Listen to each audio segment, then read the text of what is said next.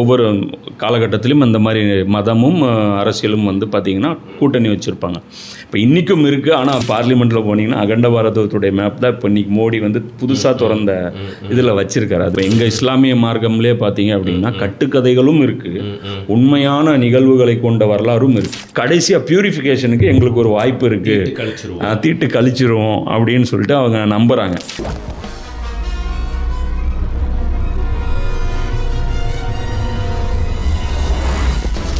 வருண் டாக்ஸில் எந்த மாதிரி சப்ஜெக்ட்டுக்கும் நம்ம வந்து பேசாமல் போக மாட்டோம், அதுக்கு ஒரு தடையே இல்லை அப்படிங்கிற மாதிரி வந்து பார்த்திங்கன்னா முடிஞ்ச அளவுக்கு டைவர்ஸாக எல்லா மாதிரியான டாப்பிக்கும் வந்து பேசிகிட்டு இருக்கோம். ஸோ ஏற்கனவே வந்து 2 காணொளிகள் நம்ம சகோதரர் கூட வந்து பண்ணியிருந்தோம். ஸோ இன்றைக்கி வந்து அதோட தொடர்ச்சி அப்படின்னு சொல்லலாம், இல்லை கரண்ட்டாக இந்த சம்பவங்களை பற்றி பேசுகிறதுக்காக வந்து நாங்கள் 2 பேருமே நேரம் செலவிட்டு திட்டம் போட்டு இங்கே உட்காந்துருக்கோம். இன்றைக்கி சூப்பர் முஸ்லிம் ஓட கிரியேட்டரை வந்து இங்கே வரவேற்கிறேன்.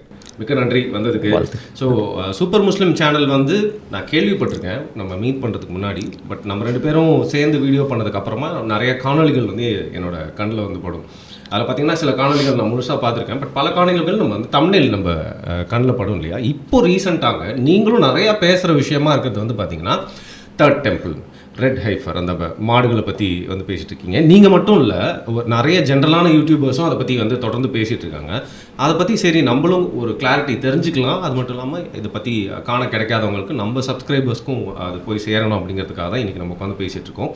ஸோ இந்த தேர்ட் டெம்பிள் பற்றி விளக்குங்க. அந்த ரெட் ஹைஃபரை பற்றி ஏன் அதிகமான பேச்சு இப்போ வந்து அடிபட்டுருக்கு, இந்த முழு விவரங்கள் வந்து எங்களுக்கு சொல்லுங்கள். அதாவது இந்த ரெட் ஹைஃபர் வந்து முதல்லேருந்தே ஒரு 4-5 வருஷமாகவே பார்த்திங்கன்னா இது வந்து ஒரு லைம்லைட்டில் இருக்கக்கூடிய ஒரு விஷயந்தான். முதல்ல வந்து ரெட் ஹைஃபரை வந்து இந்த சர்ச் பண்ணுறாங்க அப்படிங்கிறதே முதல்ல ஒரு நியூஸாக ஜென்ரேட் ஆச்சு. 4 வருஷத்துக்கு முன்னாடி நினைக்கிறேன் 2019 வந்து நாம் ஒரு வீடியோ போட்டிருந்தோம். முதல்ல வந்து அந்த பலிபீடம் வந்து அவங்க ரெடி பண்ணிகிட்ருக்காங்க யூதர்கள் அப்படின்ட்டு. அப்போது இது ஒரு சிக்கலான சப்ஜெக்ட்டுன்னு வச்சுக்கிங்களேன். இது வந்து வெறுமனே ஒரு மாடுகள் சம்மந்தப்பட்ட சப்ஜெக்டும் கிடையாது, இது வெறும் வந்து ஒரு பலி சம்மந்தப்பட்ட சப்ஜெக்டும் கிடையாது. இதுக்கு பின்னாடி பார்த்திங்கன்னா ஒரு கிட்டத்தட்ட ஒரு 3000 வருட வரலாறு வந்து இதுக்கு பின்னாடி நீங்கள் ஓவராக பார்க்க வேண்டியது இருக்குது. நம்ம ரொம்ப மைக்ரோ லெவலில் டீட்டெயிலாக போக முடியாது. நான் ஒரு மேக்ரோ லெவலில் நான் சொல்கிறேன்.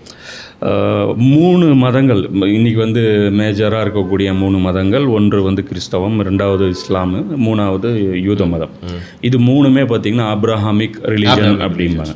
அப்போ இது 3 பேருக்கும் காமனான ஆள் யார் அப்படின்னா இப்ராஹிம் அலைஹிஸ்ஸலாம். நாங்கள் வந்து இப்ராஹிமும்போம், கிறிஸ்தவர்களும் யூதர்களும் ஆப்ரஹாம் அப்படின்னு சொல்லுவாங்க. அப்போ இவருடைய கேரக்டர், இவருடைய ரோல் தான் ரொம்ப இம்பார்ட்டண்ட். இப்போது எந்த அளவுக்கு இம்பார்ட்டண்ட் அப்படின்னு பார்த்திங்கன்னா, இப்போ கடைசியாக சமீபத்தில் ட்ரம்ப்புடைய அந்த லாஸ்ட்டு பீரியடில் கூட பார்த்திங்கன்னா அவர் வந்து ஒரு ஒப்பந்தம் வந்து மிடில் ஈஸ்ட்டில் வந்து இஸ்ரேலுக்கும் மிடில் ஈஸ்ட்டுக்கும் இருக்கக்கூடிய ஒரு சில நாடுகளோட ஒப்பந்தம் போட்டாங்க. சில நாடுகள் போட்டுச்சு, சில நாடுகள் இன்னும் சேராமல் இருக்குது. அந்த ஒப்பந்தத்துடைய பேரும் வந்து ஆப்ரஹாம் அக்காடு தான். அப்போ எதுக்காக ஆப்ரஹாமுக்கு வந்து இவ்வளோ இம்பார்ட்டன்ஸ் அப்படின்னு பார்த்தீங்கன்னா, நீங்கள் அதாவது இப்போது இன்றைக்கி வந்து உலகம் வந்து ரொம்ப மாறிப்போச்சு, புரியுங்களா. இப்போது வந்து கடவுள், மதம், இது எல்லாமே வந்து பார்த்திங்கன்னா அரசியலுக்கு அப்பாற்பட்டு பார்க்கக்கூடிய விஷயமும் இன்றைக்கி ஆயிடுச்சு. இப்போ இன்றைக்கி வந்து மேஜராக எந்த ஒரு நாடும் வந்து மத சார்ந்த நாடு அப்படின்னு சொல்லி தங்களை வந்து கூப்பிட்டுக்கிறதில்ல, அழைச்சிக்கிறதில்ல. ஆனால் ஆப்ரஹாம் அவருடைய ரோல் எங்கேருந்து ஸ்டார்ட் ஆகுது அப்படின்னு பார்க்கும்போது, கடவுள் இந்த உலகத்தை படைத்தார், இந்த உலகத்தில் மனிதர்கள் எப்படி வாழணும் அப்படிங்கிற அந்த வழிகாட்டுதல் தன்னுடைய ஒவ்வொரு காலகட்டத்துக்கும் இறை தூதர்கள் மூலமாக காட்டித்தந்தார். இப்போ இது வந்து ஒரு லாங் டைம் ஆஃப் பீரியட். இது ஆப்ரஹாம் இன்னும் ஆதாமுங்கிற ஏவாள் அப்படின்னு சொல்லுவாங்க இல்லையா. அப்போ அதுக்கப்புறம் நோவா வந்தார், அதுக்கப்புறம் நிறைய தூதர்கள் வந்தாங்க.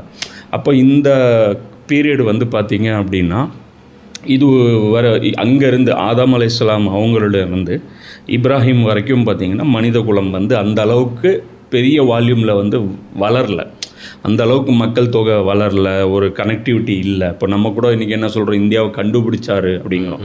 இந்தியா ஒன்றும் காணாமல் போன நாடு கிடையாது, ஆல்ரெடி அங்கே மக்கள் வாழ்ந்துட்டு இருந்தாங்க. அங்கே இருக்கிற மக்களுக்கு இந்தியா எங்கே வெஸ்ட்டில், ஆமாம், வெஸ்ட்டில் இருக்கிற மக்களுக்கு இந்தியான்னு ஒரு நாடு இருக்கிறதே தெரியாமல் இருந்தது. இவர் வந்து டிஸ்கவர் பண்ணார் அப்படிங்கிற மாதிரி சொல்கிறாங்க. ஆமாம், அவங்களுடைய பார்வையில் அவங்க வந்து சொல்கிறாங்க. ஆனால் அதற்கு முன்னாடியே பல 1000 வருடங்களாக இந்தியாவில் மனிதர்கள் வாழ்ந்துட்டு இருந்தாங்க. அவங்களுக்குன்னு ஒரு சிவிலைசேஷன் இருந்தது. இப்போ இதெல்லாம் எதுக்காக நான் சொல்கிறேன் அப்படின்னு பார்த்தீங்கன்னா, இந்த மாதிரி அப்போ அது அந்த மனித குலம் வந்து வளர்வதற்கு ஒரு சர்டன் பீரியட் ஆஃப் டைம் வந்து எடுத்துக்கிச்சு. இது வந்து கிட்டத்தட்ட பார்த்திங்கன்னா ஒரு 6000 வருடங்கள். இப்போ பைபிள், அக்கார்டிங் டு பைபிள் வந்து இப்போ மனித குலம் தோன்றி இங்கே வரைக்கும் பார்த்திங்கன்னா ஒரு 10,000 வருஷங்கள் அப்படின்னு சொல்கிறாங்க. அப்போது அதில் கனெக்ட் பண்ணும்போது இப்ராஹிம் அலைஹிஸ்ஸலாம் அவங்க எப்போ வர்றாங்க பார்த்திங்கன்னா, இந்த ஆதாமிலிருந்து அவங்க பார்த்திங்கன்னா கிட்டத்தட்ட ஒரு 6000 வருடங்கள் அந்த இடைவெளியில் இவர் வந்து பிறக்கிறார். இப்போ என்ன ஆகுதுன்னு பார்த்திங்கன்னா, சின்ன சின்ன அரசாங்கங்கள் உருவாயிடுச்சு. ஒவ்வொரு பகுதியிலையும் அரசாங்கங்கள் உருவாயிடுச்சு. அதாவது இந்த சமூகம், அந்த சொசைட்டி வந்து பார்த்திங்கன்னா ஒரே நாளில் வந்து இப்போ நாம் இருக்கிற இடத்துல வந்து வரல. பல படிநிலைகள் வந்து இருந்தது. அது வந்து பார்த்திங்கன்னா இப்போ உதாரணத்துக்கு அந்த காலா படம்னு நினைக்கிறேன், அதில் கூட பார்த்திங்கன்னா அந்த இன்ட்ரடக்ஷன்லேயே வந்து ஒரு கார்ட்டூன் மாதிரி ஒன்று காமிப்பாங்க. அதில் வந்து மனிதர்கள் வந்து ஃபஸ்ட்டு தனியாக இருந்தாங்க. ஏன்னா அவன் சோஷியல் அனிமல், தனியாக வந்து மனிதன் வந்து வாழ மாட்டான், அவன் சமூகமாக சேர்ந்து வாழ்ந்து தான் பழக்கம். அப்போ ஒரு சின்ன கிராமம் உருவாச்சு, அதுக்கப்புறம் ஒரு நகரம் உருவாச்சு, இப்போ அதுக்கப்புறம் கொஞ்சம் கொஞ்சமாக அப்படியே ஒரு நாடுன்னு உருவாச்சு.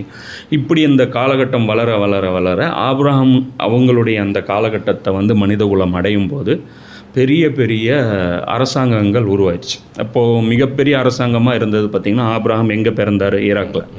அப்போது பாபிலோனிய நாகரீகம், அதில் தான் வந்து இவர் வந்து பிறக்கிறார், ஆபிரகாம் வந்து பிறக்கிறார். ஸோ இவர் வந்து கடவுளுடைய தூதராக தேர்வு செய்யப்படுறார். இப்போது இங்கே இடத்துல என்ன ஆகுது அப்படின்னா, இங்கே வந்து வல்லவன் வகுத்ததே சட்டம் அப்படிங்கிறது தான், தடி எடுத்தவன் தண்டல்காரன், இதுதான் வந்து இன்றைக்கும் நடக்குது, அன்றைக்கும் அதுதான் நடந்துட்டு இருந்தது. ரொம்ப ரஃப்பாக இருந்த காலகட்டத்தில். இப்போ இன்றைக்கும் வந்து எடுத்திங்கன்னா சட்டம் வந்து எல்லாருக்கும் ஒன்று கிடையாது. வலியவனுக்கு வந்து பார்த்திங்கன்னா சட்டம் வளைஞ்சிரும், எளியவனுக்கு பார்த்திங்கன்னா சட்டம் இரும்பு கரம் கொண்டு காசு பவர். ஆமாம். அப்போது இந்த இடத்துல வந்து பார்த்திங்க அப்படின்னா, அப்போது கடவுள் என்ன சொல்கிறாருன்னா, ஒரு நீதியான வாழ்வியல் முறை வந்து இந்த உலகத்துக்கு சொல்லித்தரணும். அப்போ அதற்காக தேர்வு செய்யப்பட்ட மனிதர் யார் அப்படின்னா ஆபிரகாம். அவர் வந்து பார்த்திங்கன்னா மிக நல்ல ஒரு மனிதர், அவரோட நற்பண்புகள் கொண்டவர். இறை தூதர்கள் தேர்வு செய்யப்படுவதே அவங்களுடைய அந்த நற்பண்புகளின் அடிப்படையில் தான். அது ஆபிரகாமாக இருக்கட்டும், மோசாவாக இருக்கட்டும், இயேசுவாக இருக்கட்டும், முகமது ஸல்லல்லாஹு அலைஹி வஸல்லம் அவங்களாக இருக்கட்டும், யாராக இருந்தாலும் இந்த பண்புகள் அடிப்படையில் தான் தேர்வு செய்யப்படுவாங்க. ஏன்னா கடவுளுடைய ஒரு பிரதிநிதியாக இந்த பூமியில் இருந்து, அப்போ ஸ்போக்ஸ் பர்சனாக, கடவுளுடைய ஸ்போக்ஸ் பர்சனாக இங்கே செயல்படணும் அப்படின்னா அவர்கிட்ட இருக்க வேண்டிய முதல் கேரக்டர் நேர்மை இருக்கணும். நேர்மை இல்லைன்னு வச்சிங்களேன், கடவுள் ஒன்று சொல்லுவார், இவர் வேற ஒன்று சொல்லி தன்னுடைய லாபத்துக்காக இட்டு கட்டி பேச ஆரம்பிச்சிருவார். இப்போ அது மதங்கள் அப்படி தானே பண்ணிகிட்ருக்கு. இப்போ இன்றைக்கி எடுத்திங்கன்னா எல்லா ரிலீஜியஸ்லேயுமே வந்து பார்த்திங்கன்னா மதத்தை வந்து வியாபாரமாக்கி அதை வந்து தொழில் செஞ்சு அரசியல் பண்ணுறாங்க. கண்டிப்பாக இப்போ அரசியல் அவங்களுக்குள்ள ஒரு டைப் இருக்குது இந்த விஷயத்தில். அதாவது இந்த ஒவ்வொரு காலகட்டத்திலும் இந்த மாதிரி மதமும் அரசியலும் வந்து பார்த்திங்கன்னா கூட்டணி வச்சுருப்பாங்க. இப்போ இன்றைக்கும் இருக்குது, ஆனால் வெளிப்படையாக அது வந்து சொல்ல முடியாது இன்றைக்கி. ஸோ அந்த மாதிரி வரும்போது ஆபிரகாம் வந்து அவர் தேர்வு செஞ்சு அவர் வந்து வாழ்வியல் முறையை வந்து கற்றுக் கொடுக்கணும் அப்படிங்கிறதுக்காக அவர் வந்து கடவுள் தேர்வு செய்கிறார். அப்போ அவருக்கு 2 மகன்கள், ஒன்று வந்து இஸ்மாயில், இன்னொன்று வந்து ஈசாக்கு அப்படின்னு சொல்லுவாங்க. இவர் வந்து பார்த்திங்கன்னா இந்த இஸ்மாயிலை வந்து கொண்டு வந்து இங்கே மக்காவில் வந்து விட்டுட்டு போகிறாங்க. இந்த இடத்துல வந்து குடியமர்த்திட்டு போகிறார். இன்னொரு இடம் பார்த்திங்க அப்படின்னா இன்றைக்கி இருக்கக்கூடிய அந்த ஃபலஸ்தீன்னு சொல்லக்கூடிய அந்த அது வந்து பார்த்திங்கன்னா ஷாம் அப்படின்னு சொல்லிட்டு ஒரு டோட்டலாக சொல்லுவாங்க. இப்போ இன்றைக்கி இருக்கக்கூடிய ஃபலஸ்தீனு, லெபனானு, ஜோர்டானு, சிரியா, இதில் இருக்கக்கூடிய அப்போ சவுதியுடைய ஒரு சின்ன ஒரு டெரிட்டரி வரும். இது எல்லாமே உள்ளடக்கியது தான் ஷாம் அப்படிங்கிறது. இப்போ இன்றைக்கி நீங்கள் கூகுளில் போய் சர்ச் பண்ணிங்கன்னா கூட அந்த ப்ராமிஸ்டு லேண்ட் அப்படின்னு சொல்லிட்டு ஒரு மேப் இருக்கும். அப்போ அந்த மேப்பில் பார்த்தீங்கன்னா நான் சொல்கிற இந்த கண்ட்ரிஸ் எல்லாத்துலேயுமே பார்த்தீங்கன்னா எகிப்துலேருந்து கொஞ்சம், சினாயி அந்த பகுதி, இது லெபனானுடைய பகுதி, இது எல்லாமே வந்து பார்த்திங்கன்னா சேர்த்து ஒரு மேப் இருக்கும். உண்மையிலே இஸ்ரேலுடைய டார்கெட்டும் வந்து அதுதான், கிரேட்டர் இஸ்ரேலுங்கிற ஒரு ப்ராஜெக்ட் தான். அவங்க அகண்ட பாரதம் மாதிரி கிரேட்டர் இஸ்ரேல் வந்து அவங்களுடைய லட்சியமாக வச்சுருக்காங்க. அவங்களுடைய அந்த இது இருக்குது பார்த்தீங்களா, நமக்கு பார்லிமெண்ட் இருக்கிற மாதிரி அவங்களுடைய பார்லிமெண்ட் பார்த்தீங்கன்னா கென்னசெட் அப்படின்னு நினைக்கிறேன். கென்செட்டாக அது கென்னசெட்டாக சரியா என்னுடைய ப்ரொனவுன்சிங் தெரியல. அப்போ அவங்க பார்த்தீங்கன்னா அந்த கிரேட்டர் இஸ்ரேலுடைய மேப் தான் அவங்க வந்து வச்சுருப்பாங்க. ஓகே. இப்போ இன்றைக்கி நீங்கள் இந்தியாவில் போனீங்கன்னா, இப்போ இன்றைக்கி பார்லிமெண்ட்டில் போனீங்கன்னா அகண்ட பாரதத்துடைய மேப் தான் இப்போ இன்றைக்கி மோடி வந்து புதுசாக திறந்த இதில் வச்சுருக்காரு. அது எத்தனை பேர் நோட்டீஸ் பண்ணீங்க? அவர் கோல் அப்படின்னு சொல்லிட்டு. ஆமாம் ஆமாம். அப்போ அவர் பார்த்தீங்கன்னா அதில் இப்போ இன்றைக்கி அகண்ட பாரத்தில் பார்த்தீங்கன்னா ஆப்கானிஸ்தான் இருக்கும், பாகிஸ்தான் இருக்கும், பங்களாதேஷ் இருக்கும், இது எல்லாமே நேபாள், இது எல்லாமே சேர்த்து தான் இருக்கும். ஸோ எதுக்காக நான் இதுக்கு சொல்ல வரேன்னா, இப்போ அவருடைய அந்த 2 சன்கள் வந்து இங்கே ஒரு மகன் வந்து அவர் பிளேஸ் பண்ணுறாரு. இது எதுக்காக பிளேஸ் பண்ணுறாரு அப்படின்னா, ஒவ்வொரு இடத்துலையும் தன்னுடைய ஒரு வம்சத்தை வந்து ஆபிரகாம் வந்து நிறுத்தினார். அப்போ மல்டிபிள் ஆமாம். அப்போ இந்த இடத்துல ஒரு ஊர் உருவாகும் போது இங்கேயும் வந்து இந்த ஊருக்கும் யாருடைய வழிகாட்டுதல் இருக்கும்னா ஆபிரகாமுடைய வழிகாட்டுதல் இருக்கும். இங்கே ஒரு ஊர் எமர்ஜ் ஆகும்போது அவங்களுடைய அங்கேயும் யாருடைய வழிகாட்டுதல் இருக்கும்னா ஆபிரகாமுடைய வழிகாட்டுதல் தான் இருக்கும். அப்போ அந்த ஊர்கள் பெருக பெருக பெருக இன்டர் கனெக்டட் ஆயிரும் இல்லையா. இப்போ இன்றைக்கி வந்து உலகமே இன்டர் கனெக்டட் ஆயிடுச்சு. இப்போ இன்றைக்கி வந்து பார்த்திங்கன்னா ஆபிரகாமுடைய கடைசி ஒரு அந்த வரிசையில் வந்த கடைசி இறை தூதர் தான் நாங்கள் முகமது ஸல்லல்லாஹு அலைஹி வஸல்லம் அப்படின்னு சொல்கிறோம். இப்போ அவர் பார்த்திங்கன்னா குளோபல் இறை தூதர். இப்போது ஆபிரகாம் வந்து இருக்கும் அந்த ஆபிரகாம் அவங்கக்கிட்ட இருந்து முகமது ஸல்லல்லாஹு அலைஹி வஸல்லம் அவங்களுடைய பீரியட் வரைக்கும் பார்த்திங்கன்னா குளோபல் இறை தூதர் யாருமே அனுப்பப்படல. ஒவ்வொரு ஊருக்கு மட்டுமே தான் தூதர்கள் வந்து அனுப்பப்பட்டாங்க. அவங்க அந்த ஊரில் மட்டும் வழிகாட்டுவாங்க. அந்த ஊருக்கான இந்த வாழ்வியல் முறையை வந்து அவங்க கற்றுக் கொடுப்பாங்க. இப்போ இதில் என்ன ஆகுது அப்படின்னா, இப்போ கடவுளுடைய ஒரு தூதர் அந்த இடத்துல இருந்துட்டு ஒரு வாழ்வியல் முறையை மனிதர்கள் கற்றுக் கொடுக்கணும் அப்படின்னா இதுக்கு ஒரு ஸ்பாட் தேவைப்படும். இப்போ எந்த ஒரு கொள்கை பரப்புறதுக்கும் ஒரு கட்சி ஆஃபீஸ்னு ஒன்று இருக்கும், ஒரு ஹெட் குவார்ட்டர்ஸ்னு இருக்கும். இப்போது நம்ம சொல்லுவோம் இல்லையா, இப்போ போயஸ் கார்டன் அப்படின்னா ஏடிஎம்கே, கோபாலபுரம் அப்படின்னா டிஎம்கே, அது மாதிரி ஒவ்வொரு கட்சிக்கும் ஒரு கொள்கைக்கும் வந்து இப்போ பவர் சென்டர் இருக்குது. இப்போ அது மாதிரி கடவுளுடைய பவர் சென்டராக முதல்ல வந்து உருவானது எதுன்னு பார்த்தீங்கன்னா இப்ராஹிமுடைய அந்த நகரம் தான், அந்த ஈராக்கு. அங்கேருந்து அடுத்ததாக வந்து இந்த 2 இடத்துல அடுத்த பெரிய ஒரு பவர் சென்டர்கள் உருவாகுது. ஒன்று வந்து மக்கா, இன்னொன்று வந்து ஜெருசலம். அப்போ இந்த இடத்துல என்ன ஆகுதுன்னு பார்த்தீங்கன்னா, இதில் வந்து முதல்ல தேர்வு செய்யப்பட்டது இந்த இப்ராஹிமுக்கு அப்புறம் யார் இந்த பணியை வந்து இந்த உலக மக்களுக்கு வழிகாட்ட வேண்டிய பொறுப்பு யார் கையில் எடுக்கணும், இந்த மகனுக்கா இந்த வாரிசுக்கு? அப்போது இந்த உதாரணத்துக்கு இப்போது இந்த ராமருடைய அந்த பட்டாபிஷேகம் அந்த டைமில் பார்த்தீங்கன்னா ராமருக்கா பரதனுக்கா அப்படிங்கிற ஒரு யார் வந்து நெக்ஸ்ட் மன்னர் அப்படிங்கிற மாதிரி. அப்போ அந்த டைமில் வந்து பார்த்திங்கன்னா கடவுளுடைய இந்த வழிகாட்டுதலுக்கு யார் வந்து பொறுப்பேற்பது அப்படிங்கும்போது இங்கே ஒரு சமுதாயம் உருவாயிட்ருக்கு. எங்கள் அரபுகளில் இங்கேயும் ஒரு சமுதாயம் வந்து உருவாயிட்ருக்கு. அப்போ இந்த இடத்துல கடவுள் முதல்ல தேர்வு செஞ்சது அந்த சமூகத்தை தான். எந்த சமூகம்? இந்த பனி இஸ்ரவேலர்கள் அல்லது இஸ்மாயில்கள் அப்படின்னு சொல்ல இசாக்குடைய சந்ததிகளை வந்து கடவுள் வந்து தேர்வு செஞ்சார். அப்போ ஒரு காலகட்டம் சர்டன் டைம் ஆஃப் பீரியடு வந்து இவங்க என்ன ஆகிறாங்கன்னா ஒரு அடிமைத்தனத்துக்கு, அதாவது இந்த எகிப்தில் வந்து அங்கே ஒரு அரசாங்கம் பெரிய அந்த பார்வோனுடைய அரசாங்கம் வந்து எமர்ஜ் ஆகுது. அங்கே வந்து இவங்க என்ன பண்ணிடுறாங்க, அங்கே வந்து பனி இஸ்ராயல்கள். அப்போ இங்கே இருக்கக்கூடிய இந்த ஜெருசலமில் இருந்த அந்த மக்கள் ஒரு காலகட்டத்தில் எகிப்தில் வந்து குடியேறுறாங்க. இது எப்போ குடியேறப்படுது அப்படின்னா ஜோசப் அப்படின்னு சொல்லக்கூடிய அந்த இறை தூதர் வந்து இங்கே வந்து அங்கேருந்து இங்கே வந்து ஷிஃப்ட் ஆகுறாரு. அது பெரிய ஸ்டோரின்னு வச்சுக்கலாம். குரானில் வந்து இது சம்மந்தப்பட்ட வசனங்கள் மட்டும்தான் பார்த்தீங்கன்னா 112 வசனங்கள் இருக்குது. இது ரொம்ப பெரிய ஒரு அத்தியாயம். முழுக்க யூசுப் நபியுடைய அப்படியே இந்த வரலாறு ஃபுல்லாகவே அதில் வரும். அப்போ இந்த இடத்துல அவர் வராரு, அதுக்கப்புறம் அவங்களுடைய அந்த குடும்பம் வருது, அதுக்கப்புறம் இந்த இடத்துல வந்து அங்கே பலஸ்தீனில் வாழ்ந்த அந்த இஸ்ரவேலர்கள் இன்றைக்கி இருக்கக்கூடிய அந்த யூதர்கள்னு வச்சுக்கிங்களா. அப்போ ஒரு அடையாளத்துக்காக சொல்கிறேன். அப்போ யூத மதம்ங்கிறது பின்னாடி தான் உருவாச்சு. இப்போ இந்த இடத்துல வந்து அவங்க வந்து வாழ ஆரம்பிக்கிறாங்க. இங்கே எகிப்தில் ஒரு கட்டத்தில் அவங்க என்ன ஆயிடுறாங்கன்னு பார்த்தீங்கன்னா இந்த ஃபாரோனுடைய அந்த அடிமைகளாக அவர்கள் நடத்தப்படுறாங்க. அப்போ இந்த நேரத்தில் மோசஸ் இறைத்தூதர் மூசா அலைஹிஸ்ஸலாம் அவங்க வந்து பார்த்திங்கன்னா ஃபாரோன்ட்ட வந்து ஃபைட் பண்ணி அவங்கள வந்து மீட் அந்த விடுதலை ஆமாம் அது பெரிய ஜர்னி அது. அப்போ அதில் ஃபாரோன் வந்து கடலில் மூழ்கடிக்கப்பட்டு இது வந்து 3 மதங்களும் வந்து இதை ஆன் பண்ணுறாங்க. இந்த சம்பவத்தை வந்து யாரும் மறுக்கிறது இல்லை இதெல்லாம் உண்மை கிடையாது. அவங்கள பொறுத்தவரைக்கும் நம்பிக்கையை மட்டும் இல்லாமல் அவங்களோட ஹிஸ்ட்ரியாக பார்க்குறாங்க. ஆமாம் அதாவது ஆமாம் இப்போ உதாரணத்து இதெல்லாம் வந்து ரியாலிட்டி. இது வந்து வரலாற்று சான்றுகள் இருக்குது. இப்போ இது வந்து சும்மா அதாவது மதங்களில் நிறைய விஷயங்கள் இருக்குது. எங்கள் இஸ்லாமிய மார்க்கம்லேயே பார்த்தீங்க அப்படின்னா கட்டுக்கதைகளும் இருக்குது, உண்மையான நிகழ்வுகளை கொண்ட வரலாறும் இருக்குது. இல்லை அவங்களோட பாயிண்ட் ஆஃப் வியூல இருந்து எனக்கே இறை நம்பிக்கை இருக்கு. ஆனால் நான் இங்கே உட்காந்து பேசுறப்போ அவங்க பாயிண்ட் ஆஃப் வியூல இருந்து கேட்டாதான் ஓகே அவங்களுக்கு ஒரு புரிதல் ஏற்படும். அதனால அப்படி நான் சொல்றேன். ஸோ இப்போ நான் கிறிஸ்தவத்தையும் அப்படி வச்சுட்டு தான் நான் சொல்றேன். ஸோ அவங்க எல்லாருக்கும் அது ஒரு நம்பிக்கை மட்டும் இல்லாமல் ஹிஸ்டரியாவும் பார்க்குறாங்க. கிறிஸ்தவம் இஸ்லாம் ஜூஸ் எல்லாருமே சேர்ந்து இல்லை பொதுவாக இங்கே பார்த்தீங்கன்னா இங்கே நாத்திகத்துடைய பிரச்சாரம் வந்து ரொம்ப வீரியமாக இருக்கக்கூடிய பகுதி இந்தியாவில் வந்து பார்த்தீங்கன்னா தமிழ்நாடு.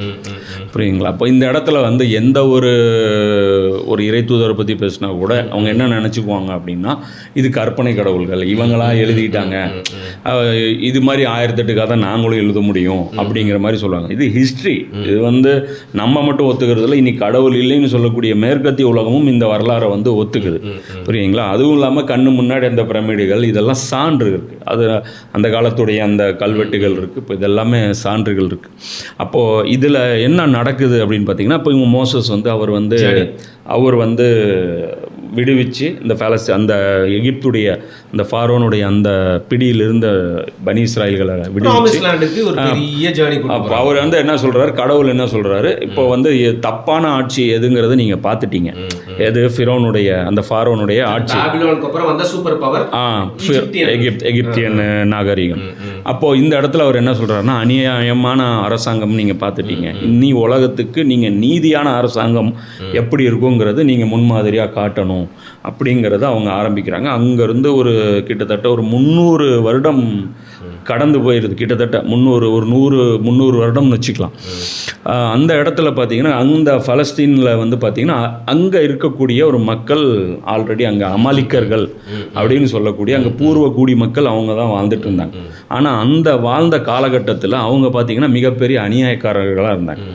புரியுங்களா? அப்போது கடவுள் வந்து என்ன உத்தரவு போடுறாருன்னா நீங்கள் மோசவை பார்த்து நீங்கள் போங்க, அந்த பலஸ்தீன் மேலே தாக்குதல் தொடுத்து அங்கே இருக்கக்கூடிய அந்த அடக்குமுறையாளர்களை வந்து நீங்கள் ஜெயிச்சு அந்த இடத்துல போய் நீங்கள் குடியிருங்க, இதுதான் ப்ராமிஸ்டு லேண்டு, இந்த இடத்துல போய் நீங்கள் நீதியாக நடக்கும்போது உங்களுக்கு நான் வந்து பாதுகாப்பாக இருப்பேன், கடவுள் வந்து பாதுகாப்பாக இருப்பேன் அப்படின்னு ஒரு வாக்குறுதி கொடுக்குறாரு. அதற்காகவே பார்த்திங்கன்னா ஒரு ஆர்க் ஆஃப் த கோவனன்ட் அப்படின்னு சொல்லுவாங்க.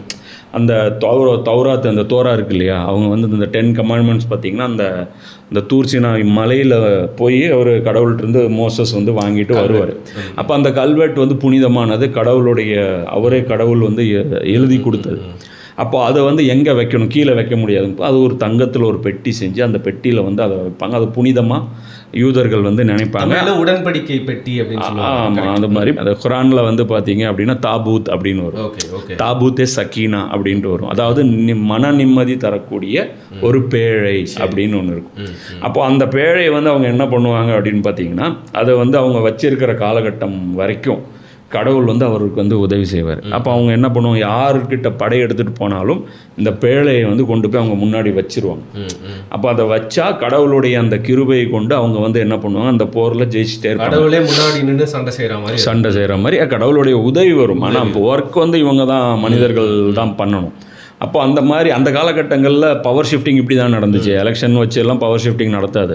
யார் பலசாலி, யார் வந்து ஆமாம் சண்டை வால் தான் வந்து முடிவு பண்ணும் யார் இந்த நிலப்பரப்பை வந்து ஆட்சி செய்யணும் அப்படிங்கிறது. ஸோ அந்த மாதிரி ஒரு டைம் பீரியடில் வந்து இவங்க பார்த்திங்கன்னா ஜெயிச்சு கைப்பற்றின அந்த பகுதி தான் வந்து பலஸ்தீன், ஜெருசலம். அது நீங்கள் டோட்டலாக அந்த ஷாம் அப்படின்னு எடுத்துக்கிட்டாலும் சரி. அப்போ இந்த இடத்துல வந்து அவங்களுக்கு வந்து வழிகாட்டுதல் தரப்பட்டது. எந்த தீமையை வந்து தடுப்பதற்காக இப்படி ஒரு சமூகம் உருவாக்கப்பட்டதோ அதே தீமையை இந்த சமூகம் செய்ய ஆரம்பிக்குது. இது வந்து பார்த்திங்கன்னா முதல்ல வந்து அந்த இடத்துல ராஜாவா நீதியான அரசராக வந்து தாவீது இருந்தார். அதுக்கப்புறம் அவருடைய மகன் சாலமன் இருந்தார். அதுக்கப்புறம் வந்து பார்த்திங்கன்னா அவருடைய 2 மகன்கள் பிளவுபட்டுக்கிறாங்க. பிளவுபட்டுட்டு ஒரு நாடை வந்து யூதான்னு டிக்ளேர் பண்ணுறாங்க, இன்னொரு நாடை வந்து இஸ்ரேல் அப்படின்னு சொல்லிட்டு டிக்ளேர் பண்ணுறாங்க. அதுக்கப்புறம் தங்களுக்குள்ளேயே, அதாவது வெளி சக்திகள் கூட, அதாவது அந்த தீய சக்திகளோட சண்டை போடாமல் தங்களுக்குள்ளேயே வந்து அந்த அதிகார இந்த வெறியினால் பிளவுபட்டு போய் அது வந்து பார்த்திங்கன்னா பல கூறுகள் இவங்க ஆனாங்க.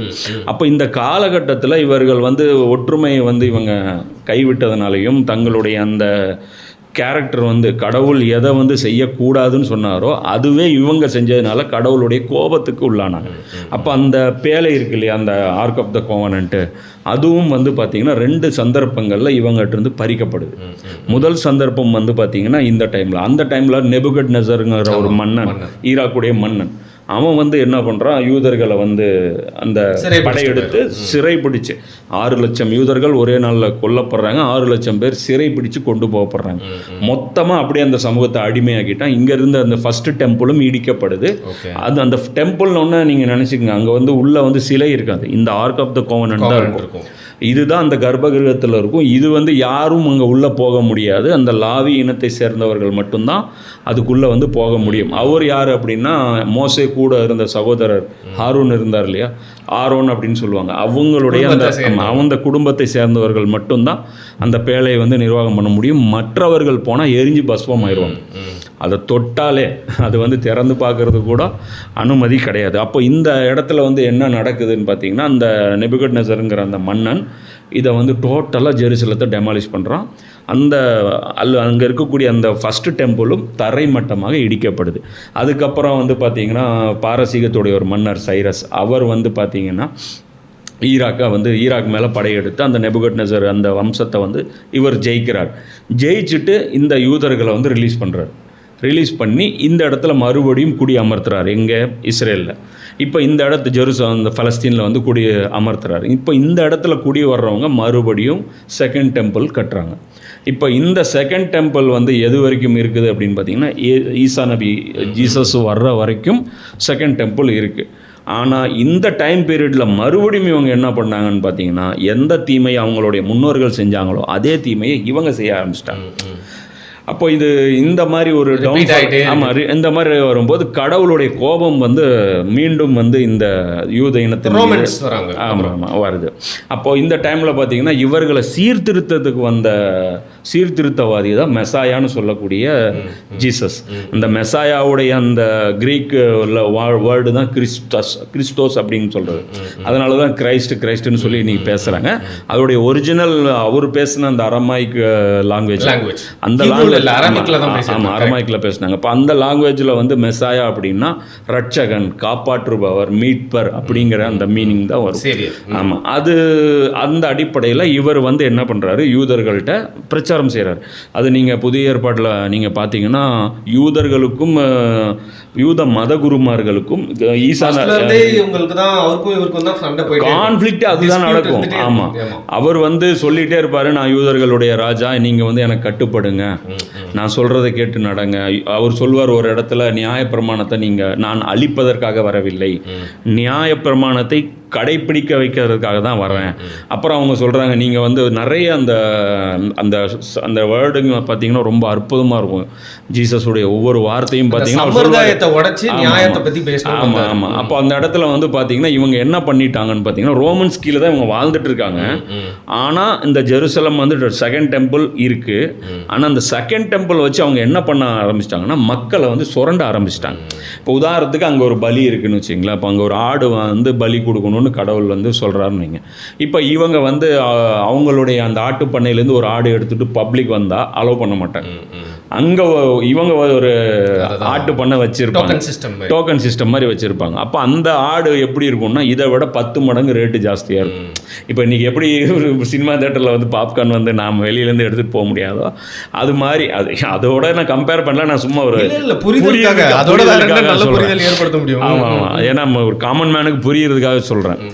அப்போ தண்ணி பாட்டில் எடுத்துகிட்டு போக முடியாது. அது மாதிரி வந்து இவங்க வந்து பண்ணுறாங்க. அது வந்து கடவுளுக்கு வந்து பிடிச்சமான செயல் கிடையாது. கடவுள் வந்து மனிதர்களை வந்து நேசிக்கக்கூடியவர். இந்த சுரண்டலை வந்து கடவுள் வந்து ஒரு காலத்துலேயும் வந்து அனுமதிக்க மாட்டார்.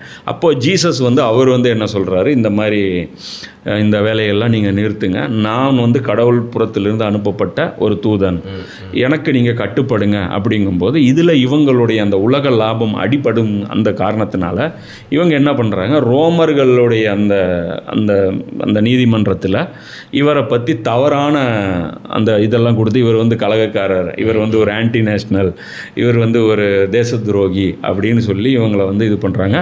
இதெல்லாம் பார்த்தீங்கன்னா ஆக்சுவலாக ஜீசஸ் வந்ததனுடைய காரணம் என்ன அப்படின்னு பார்த்தீங்கன்னா, ரோமர்களுடைய அந்த அந்த பிடியிலேருந்து, ஏன்னா டேக்ஸ் வந்து கடுமையான வரி விதிப்பு வந்து இந்த ஜெருசலம் மேலே அவங்க விதிச்சிருந்தாங்க. இவர் வந்ததுடைய நோக்கமே என்ன அப்படின்னா, இந்த டோட்டல் ஜெருசலத்தையும் வந்து லிபரேட் பண்ணி மீண்டும் அந்த தூய்மையான அந்த புனிதமான அந்த ஆட்சி, எது தாவூது அவர் நிறுவிய அந்த நீதியான அரசாங்கத்தை மறுபடியும் நிறுவுவதற்காகத்தான் அவர் வந்தார். ஆனால் இவங்க என்ன வந்து பார்க்குறாரு, இப்போது இவங்களுடைய கேரக்டர் எல்லாமே கரப்டாகி கிடக்கு. அப்போ முதல்ல பண்ண வேண்டிய சீர்திருத்தம் ரோமர்களை எதிர்த்தல்ல, தன்னுடைய இனத்தை வந்து முதல்ல வந்து பியூரிஃபை பண்ணணும். அந்த நற்பண்புகள் எல்லாத்தையுமே இவங்களை வந்து முதல்ல கடைப்பிடிக்க செய்யணும். தீய விஷயங்கள், ஏன்னா நம்ம ஊருக்கு உபதேசம் பண்ணக்கூடாது இல்லையா. முதல்ல நாம் வந்து இப்போ நான் சிகரெட் குடிக்கக்கூடாதுன்னா நான் குடிக்கக்கூடாது முதல்ல. அப்போது நீங்கள் வந்து இப்போ இந்த பனி இஸ்ரேலர்களை வச்சு உலகத்துக்கு நீதியை காட்டணும் அப்படின்னா முதல்ல நீதி என்னங்கிறது பனி இஸ்ரேலர்களுக்கு வந்து நீங்கள் கற்றுக் கொடுக்கணும்.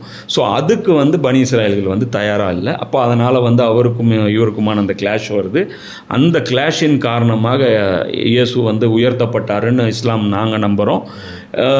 கிறிஸ்தவர்கள் வந்து வேறு நம்புகிறாங்க. யூதர்கள் வந்து இவர் இறை தூதரே இல்லை, இவர் வந்து ஒரு பொய்யர் அப்படின்னு தான் இன்னி வரைக்குமே.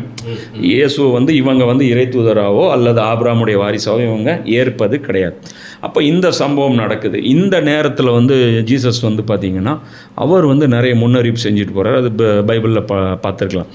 இந்த செகண்ட் டெம்பிள் வந்து இடிக்கப்படும், ஒரு கல் மீது இன்னொரு கல் இருந்திராத வகையில் அது தகர்க்கப்படும் அப்படின்னு சொல்லி ஜீசஸ் வந்து உங்களுடைய பாவங்களுக்காக இவ்வாறு கடவுள் வந்து உங்களை தண்டிப்பார் அப்படின்னு சொல்லி அவர் சொல்லிட்டு போகிறாரு. கரெக்டாக இவங்க என்ன பண்ணுறாங்க, ஜீசஸ் அவருடைய அந்த உயர்த்தப்படுதலுக்கு அப்புறம், அது பெரிய ஸ்டோரி, அது எப்படி நடந்துச்சு அது நான் தான் சொல்கிறேன். மேக்ரோ லெவல் மட்டும்தான் இப்போ நம்ம டிஸ்கஸ் பண்ணுறோம். இது மைக்ரோ லெவல் போனோம்னா குறைஞ்சது ஒரு 100 மணி நேரம். நம்மளுக்கும் நிறைய எபிசோட் இருக்குங்க, பேசுறதுக்கு நிறைய சப்ஜெக்ட்ஸ் இருக்கு. ஆமாம், நம்ம ஒரு 100 மணி நேரம் 200 மணி நேரம் பேசணும் இது. அப்போ அந்த ஆடிப்பில் பார்த்தீங்கன்னா என்ன ஆயிடுச்சுன்னு பார்த்தீங்கன்னா, இந்த 2வது ஃபேஸ் வந்து ரோமன்ஸ் வந்து இவங்க மேலே அட்டாக் பண்ணுறாங்க. எதுக்காக அட்டாக் பண்ணுறாங்கன்னா, இவர்களே சுயமாக கிளர்ச்சி செய்கிறாங்க. யார்? அந்த யூதர்கள், அங்கே வாழ்ந்த யூதர்கள் டேக்ஸ் தர மாட்டோம் அப்படின்னு சொல்லி இவர்களே வந்து சொந்தமாக கிளர்ச்சி செய்யும்போது இப்போ கடவுளுடைய உதவி இவங்களுக்கு இல்லை. ஏன்னா வந்த இறை தூதரை வந்து இவங்க இக்னோர் பண்ணிட்டாங்க. அப்போ அந்த அடிப்படையில் மறுபடியும் 3வது ஒரு பனிஷ்மெண்ட்டு, மிகப்பெரிய பனிஷ்மெண்ட் கடவுள் புறத்தில் தரப்படுது. அந்த நேரத்தில் என்ன ஆகுதுன்னா மறுபடியும் செகண்ட் டெம்பிள் இடிக்கப்படுது. இப்போ இன்றைக்கி அதோடைய ஒரே ஒரு செவுர், அந்த அழுகை சுவர் அப்படின்னு சொல்லக்கூடிய அது மட்டும்தான் வந்து இன்றைக்கி வந்து எஞ்சி இருக்குது. மீதி எல்லாமே இயேசு முன்னறிவிப்பு செஞ்சபடி வந்து பார்த்திங்கன்னா அது தகர்க்கப்படுது. இப்போ இந்த ரெட் ஹைஃபர் வந்து இவங்க எங்கே கொண்டு வராங்க அப்படின்னா, இப்போ அந்த டைமில் ரோமன்ஸ் வந்து ஒரு உத்தரவு போடுறாங்க. என்ன போடுறாங்கன்னா, இந்த யூதர்களை நாங்கள் வந்து இவ்வளோ நாள் வச்சுருந்தோம், ஆனால் இவங்க நம்பிக்கை துரோகம் பண்ணிட்டாங்க, இனி இந்த யூதர்கள் இந்த இடத்துல வந்து குடியேறவே கூடாது அப்படிங்கிற ஒரு உத்தரவை வந்து ரோமர்கள் வந்து போடுறாங்க. அப்போ இந்த உத்தரவுகள் நல்லா புரிஞ்சுக்கணும், இது வந்து முஸ்லீம்கள் வந்து போடலை, புரியுங்களா. ரோமர்களான அந்த அவங்க அந்த டைமில் பேகன்ஸ் வணங்கக்கூடிய அவங்க தான் இருந்தாங்க. அந்த உத்தரவை வந்து பார்த்திங்கன்னா அதுக்கப்புறம் இந்த கான்ஸ்டான்டினோப்பிளுங்கிற அந்த மன்னர் வந்து கிறிஸ்தவத்தை தழுவி பண்ணதுக்கப்புறமும் அப்பவும் வந்து அது கண்டினியூ ஆகுது. இப்போவும் வந்து பார்த்திங்கன்னா நபிகள் நாயகத்துடைய என்ட்ரி இது வரைக்கும் உலகத்துக்கு வரல. அதாவது நபிகள் நாயகத்துடைய 275 வருடங்களுக்கு முன்னாடி இந்த கான்ஸ்டான்டினோப்பிள்ங்கிற இந்த மன்னர் வந்து கிறிஸ்தவத்தை ஏற்கிறார். அப்பவும் வந்து யூதர்கள் அங்கே வரவே முடியாது, அதாவது விசிட்டராக கூட அங்கே வந்து வரவே முடியாதுங்கிற அந்த ஸ்டேட்டஸ் தான் வந்து இருந்துச்சு. அந்த டைமில் தான் அவங்க உலகம் முழுவதும் பரவி போனாங்க. இதுதான் வந்து அந்த எக்ஸோடஸோடைய 2வது. ஆமாம், இதுக்கு வந்து 2வது இது பேர் வந்து என்ன சொல்லுவாங்க, இதுவும் வந்து எக்ஸோடஸ் தான். அப்போ அந்த டைமில் வந்து பார்த்தீங்கன்னா இப்போ அதனால தான் இந்தியாவில் வந்து தங்கினாங்க. இப்போ எனக்கு ஈரானில் போனீங்கன்னா யூதர்கள் இருக்காங்க, அமெரிக்காவில் இப்போ எல்லா நாடுகள்லையும் எகிப்தில் இருக்காங்க, ரஷ்யா எல்லாத்துலேயும், ஆமாம் ரஷ்யாவில் இருக்காங்க. இந்த மாதிரி எல்லா இடங்களும் யூதர்கள் வந்து விரட்டி அடிக்கப்பட்டாங்க. அப்போது இதுக்கப்புறம் வந்து பார்த்திங்கன்னா நபிகள் நாயகம் வராரு. அதுக்கப்புறம் அவருடைய அந்த 2வது கலிஃபா உமர் ரலியல்லாஹு அன்ஹு அவங்க வந்து பார்த்திங்கன்னா அவர்களுடைய காலகட்டத்தில் தான் ஜெருசலமை இவங்க ஜெயிக்கிறாங்க, முஸ்லீம்கள் கையில் எடுக்கிறாங்க. அப்போ அந்த கையில் எடுக்கும்போது வந்து பார்த்திங்கன்னா அது வந்து பார்த்திங்கன்னா வெறும் ஒரு முற்றுகையிலே வந்து அங்கே இருக்கக்கூடிய கிறிஸ்தவர்கள் சண்டையிடாமலே ஒரு ஒப்பந்தத்தின் அடிப்படையில் என்ன பண்ணுறாங்க, நீங்களே இந்த நாட்டை வந்து நிர்வாகம் பண்ணுங்க, ஆமாம் நீங்களே இந்த ஜெருசலம் வந்து நிர்வாகம் பண்ணுங்க அப்படின்னு சொல்கிறாங்க. அதுவும் இல்லாமல் பைபிளில் உமர் கலிஃபா உமருடைய அந்த முன்னறிப்பு இருக்குது, இப்படி ஒரு நீதியான அரசர் வருவார், அதை வெரிஃபை பண்ணிவிட்டு அவங்க வந்து அந்த சாவியை வந்து அவங்க கையில் கொடுக்குறாங்க. அப்போது அவங்க வைக்கிற கண்டிஷன் என்ன அப்படின்னா யூதர்கள் இதுக்குள்ளே வரக்கூடாது. ஏன்னா எங்கள் இறை தூதரான இயேசுவை அவர் வந்து கன்னிக்கு பிறந்தவர். அப்போ அதனால் ஒரு கன்னி வந்து பிறந்தாங்க அப்படின்னா அப்போ நம்பலைன்னா அடுத்ததாக அவங்களுக்கு என்ன பட்டம் கொடுக்கப்படும், அவங்கள அசிங்கமாக பேசுவாங்க, புரியுதுங்களா? அந்த கேரக்டர் அசாசினேஷன் பண்ணுவாங்க. அவங்கள வந்து அவங்களுடைய அந்த தூய்மைத்தன்மையை வந்து இவங்க மறுக்கிறாங்க, யார் யூதர்கள் வந்து மறுக்கிறாங்க. அதனால் இவங்க கோவப்பட்டு என்ன சொல்கிறாங்க, இவங்க மட்டும் எங்கேயுமே எங்களுக்கு எந்த காலகட்டத்திலும் நீங்கள் உள்ளே வந்து நீங்கள் அனுமதிக்கக்கூடாது, அது இவங்க உள்ளே வந்தாங்கன்னா எங்களுக்கு ஹர்ட் ஆகும் அப்படின்னு கிறிஸ்தவர்கள் சொல்கிறாங்க. அப்போது உமர் என்ன சொல்கிறாருன்னா, நான் வேணால் ஒன்று பண்ணலாம், அதாவது அவர்களுக்கும் திருந்துவதற்கு ஒரு வாய்ப்பு கொடுக்கலாம், அவங்க வரட்டும், ப்ரேயர் பண்ணட்டும், சுற்றி பார்க்கட்டும், ஆனால் சொந்தமாக நிலம் வாங்க நான் வந்து அனுமதிக்க மாட்டேன் அப்படின்னு சொல்லிட்டு ஒரு பேக்ட் வந்து அவங்க எழுதுகிறாங்க. அந்த பேக்ட் ஆஃப் உமர் இன்னி வரைக்கும் வந்து பார்த்திங்கன்னா நடைமுறையில் இருந்தது. 1918 வரைக்கும் வந்து அந்த பேக்ட் இருந்துச்சு. அது வந்து ஒரு வேர்ல்டு டாக்குமெண்ட், அது வந்து குளோபல் டாக்குமெண்ட், அதாவது நான் சாதாரண இது கிடையாது, ஏதோ கட்டுக்கதை கிடையாது. இன்றைக்கும் வந்து பார்த்திங்கன்னா அதை வச்சுருக்காங்க எங்கே, ஆமாம் ஹிஸ்டாரிக்கல் டாக்குமெண்ட் அது.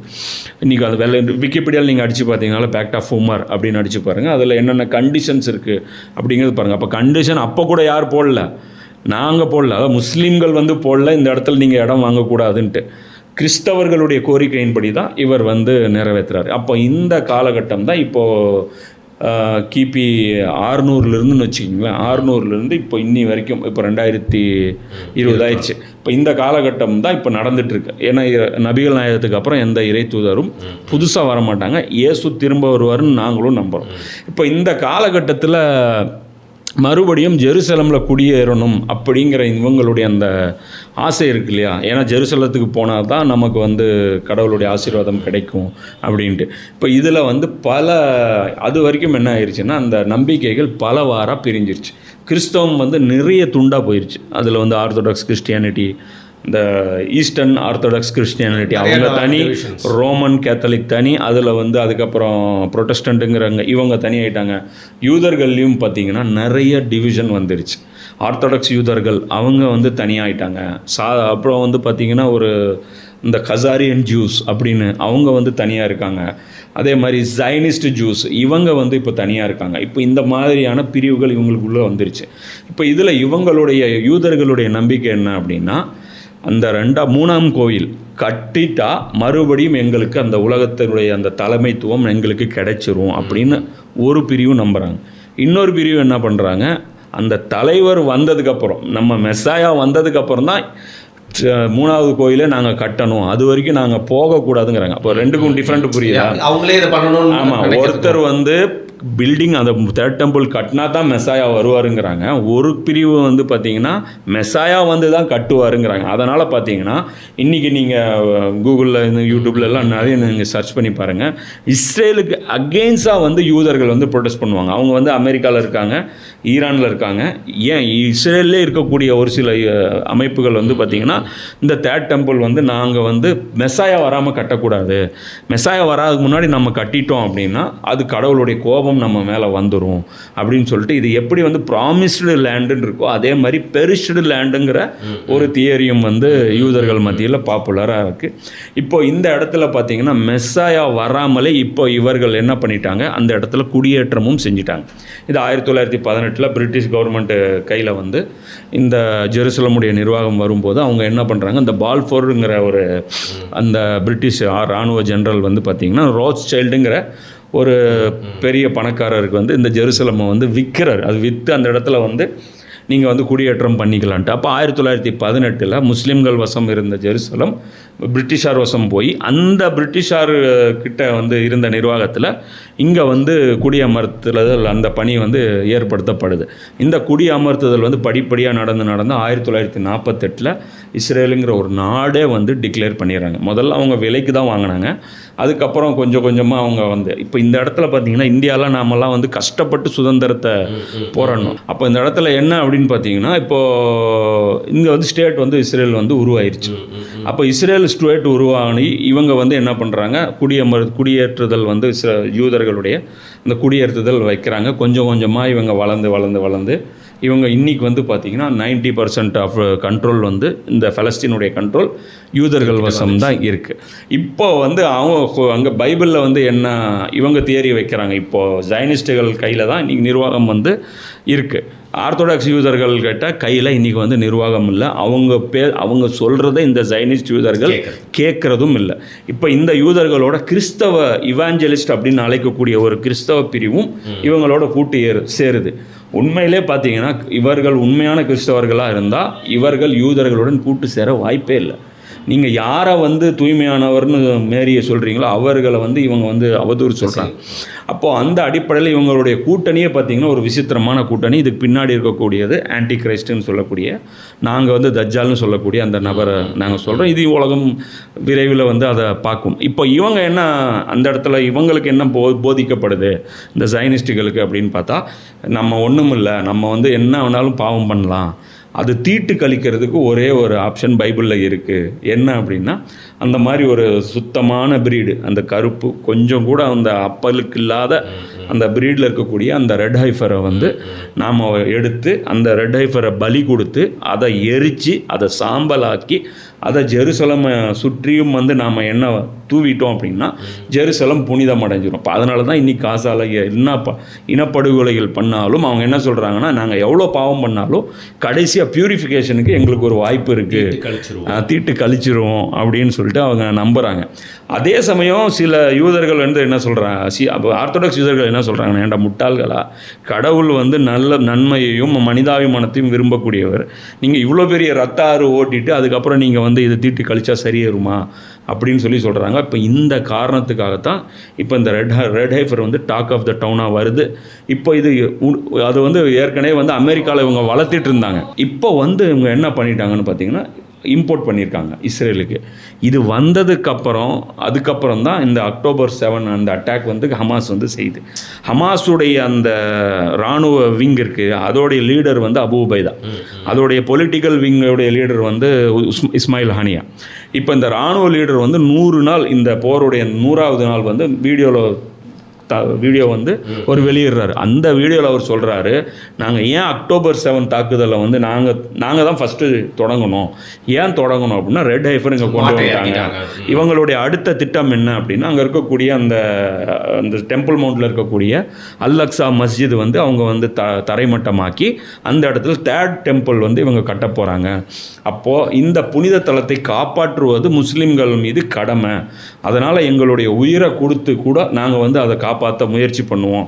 அப்போ எங்ககிட்ட இருந்த பலத்தை பயன்படுத்தி நாங்கள் இஸ்ரேலை வந்து அடிபணிய வைப்பதற்காக இந்த இந்த அல்-அக்ஸா மாஸ்க் டெம்பிள் மவுண்டில் இருக்கணுங்கிறதுக்காகத்தான் நாங்கள் வந்து தாக்குதல் தொடுத்தோம் அப்படிங்கிறாங்க.